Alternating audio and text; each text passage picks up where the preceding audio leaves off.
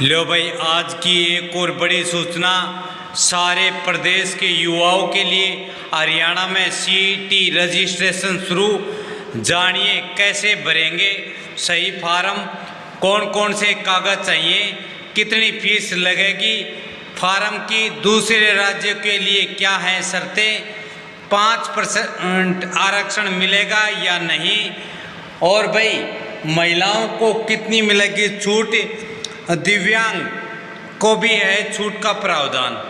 पूरी जानकारी एक ही वीडियो में, वीडियो को स्किप ना करें। सीईटी के रिगार्डिंग पूरी सूचना।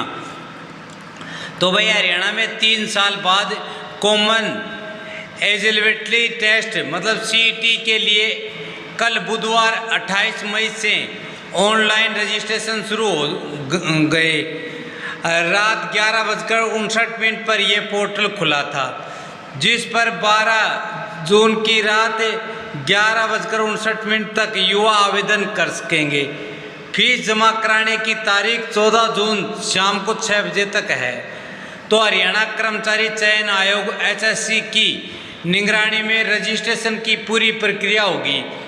इस बार 30 लाख युवाओं के सीईटी में हिस्सा लेने की उम्मीद है। इसमें हरियाणा के बाहर के युवा भी शामिल हो सकते हैं, लेकिन उन्हें रिजर्वेशन का लाभ नहीं मिलेगा। सीईटी के लिए रजिस्ट्रेशन कैसे होगा, इसके लिए कौन कौन से सर्टिफिकेट की ज़रूरत है, सीईटी के लिए शैक्षणिक योग्यता और उम्र से लेकर पासिंग मार्क्स तक के लिए क्या क्या नियम शर्तें हैं, और सीईटी एग्ज़ाम कब होगा, इसके बारे में विस्तार से बताएंगे इसी वीडियो में। वीडियो को स्किप ना करें, पूरा देखें। तो भाई सीईटी 2025 की इम्पोर्टेंट डेट्स: 28 मई रात को 11:59 से रजिस्ट्रेशन शुरू हो गए। 12 जून रात 11:59 तक रजिस्ट्रेशन होंगे, उसके बाद होंगे बंद। भाई 14 जून शाम 6 बजे तक फीस भरने का है टाइम का क्राइटेरिया। शाम को 6 बजे तक 14 जून तक भरेंगे फीस। तो सीईटी के लिए रजिस्ट्रेशन कैसे करें, इन डॉक्यूमेंट की स्कैन कॉपी तैयार रखें। जनरल कैटेगरी के लिए एजुकेशन सर्टिफिकेट, आवेदक की फ़ोटो, साइन, आधार कार्ड, परिवार पहचान पत्र अगर लागू हो, और अंडरटेकिंग की स्कैन कॉपी चाहिए। रिजर्व कैटेगरी के लिए रिजर्वेशन से जुड़े सर्टिफिकेट की भी स्कैन कॉपी लगानी होगी। वेबसाइट पर जाकर आवेदन करें। जैसे ही पोर्टल खुले तो HSC की ऑफिशियल वेबसाइट hssc.gov.in पर या रजिस्ट्रेशन के लिए वन टाइम regin.haryana.gov.in पर सीधे क्लिक कर सकते हैं। आप OTP भरकर लॉगिन करें, डॉक्यूमेंट अपलोड करें, फीस जमा कर सबमिट करें। इसके बाद मोबाइल नंबर और कैप्चा कोड पर मोबाइल पर आया OTP भरना होगा। फिर स्कैन करके रखे ज़रूरी डॉक्यूमेंट अपलोड करने होंगे। उसके बाद आवेदन की फीस जमा करनी होगी। आखिर में फॉर्म पूरा होने पर सबमिट कर दें। नोट: SSC ने स्पष्ट किया है कि 15 दिन के भीतर ही युवा आवेदन जरूर कर लें, इसके बाद तारीख नहीं बढ़ाई जाएगी। डॉक्यूमेंट्स में भी बदलाव के लिए अलग समय नहीं दिया जाएगा, इसलिए सभी युवा सचेत रहें। इन्हीं 15 दिनों में मतलब 28 से लेकर 14 है, उसके बीच में ही भाई अपना फॉर्म अप्लाई कर ले ठीक से। पहले से सीईटी पेपर दे चुके या पास युवाओं के लिए रजिस्ट्रेशन को लेकर क्या है निर्देश, तो जो भी युवा 2022 में 5 और 6 नवंबर को ये सीईटी में हिस्सा ले चुके हैं, उन्हें रजिस्ट्रेशन की ज़रूरत नहीं है। वह पुराने रजिस्ट्रेशन के नंबर के आधार पर फीस भरकर सीईटी परीक्षा के लिए आवेदन कर सकते हैं। अगर कोई सीईटी पास आवेदक अपना स्कोर बढ़वाना चाहता है तो वह आवेदन कर सकता है।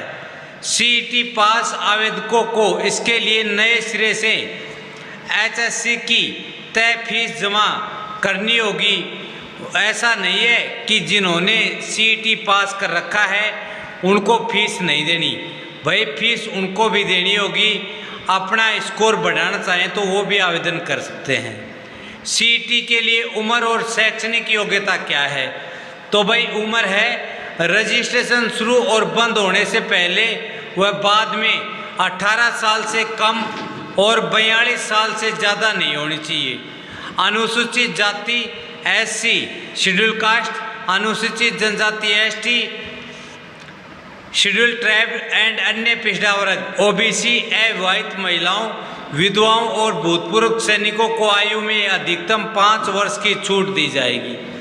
शैक्षणिक योग्यता, भाई कम से कम 12वीं पास होना जरूरी है या 10वीं के साथ 12वीं के समानांतर कोई डिग्री, डिप्लोमा या सर्टिफिकेट है तो वह भी काम आ सकता है।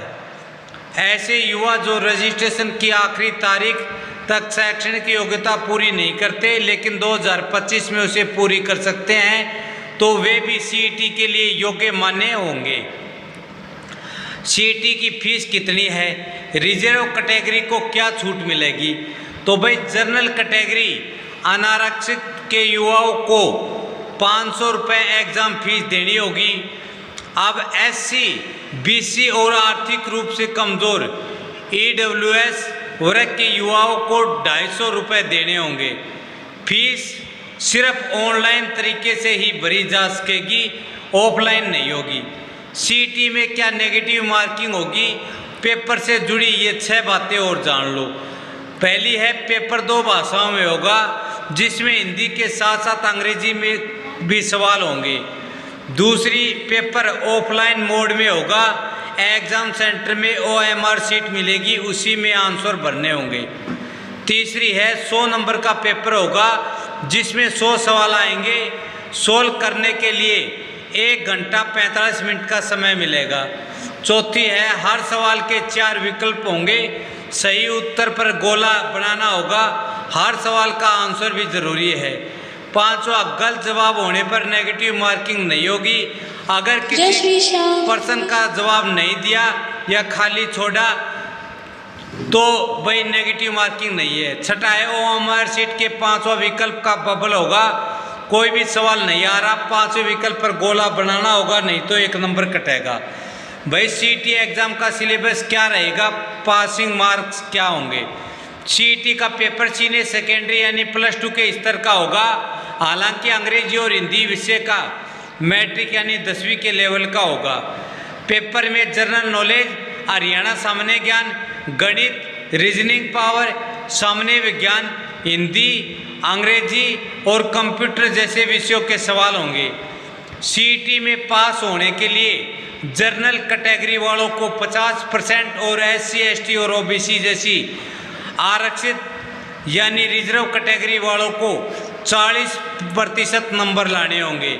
जैसे कि 100 नंबर हैं तो भाई आरक्षित कैटेगरी को 40 नंबर और जनरल वालों को 50 नंबर लाने ज़रूरी हैं, तभी वो रिजल्ट में बने रहेंगे। सीईटी के एडमिट कार्ड कब मिलेंगे, एग्ज़ाम कब होगा? पहली बात, एडमिट कार्ड आयोग की वेबसाइट से डाउनलोड करने होंगे, इसके लिए अलग से सूची दी जाएगी। एग्ज़ाम, इसके बारे में भी अलग से जानकारी दी जाएगी। आवेदकों की संख्या देख इसका शेड्यूल बनाया जा सकता है। नोट, एचएससी ने युवाओं को सुझाव दिया है कि वह नियमित रूप से आयोग की वेबसाइट देखते रहें ताकि इसकी पूरी जानकारी सही से मिल सके, क्योंकि अधूरी जानकारी या जानकारी के अभाव में युवा भटकते रहते हैं और भाई उन्हें सही से जानकारी नहीं मिल पाती। सीईटी कितने साल के लिए मान्य होगा, कितनी बार एग्ज़ाम दे सकते हैं? एचएससी ने नोटिफिकेशन के अनुसार सीईटी का स्कोर 3 साल तक मान्य रहेगा।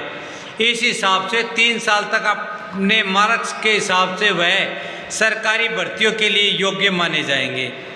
युवा चाहे तो इस अवधि में स्कोर या मार्क्स में सुधार के लिए कई बार सीईटी का पेपर भी दे सकते हैं, जिनके कम नंबर आए तो वो दोबारा से फीस भरकर पेपर दे सकते हैं। रिजर्व कैटेगरी का कब का सर्टिफिकेट मान्य दूसरे स्टेट के लिए क्या है नियम?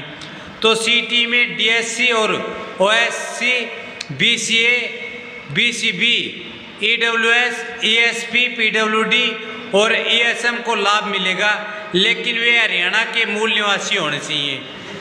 बीसीए, बीसीबी और ईडब्ल्यूएस वर्ग के युवाओं के पास 1 अप्रैल 2025 को या उसके बाद, लेकिन रजिस्ट्रेशन बंद होने से पहले का सर्टिफिकेट होना जरूरी है।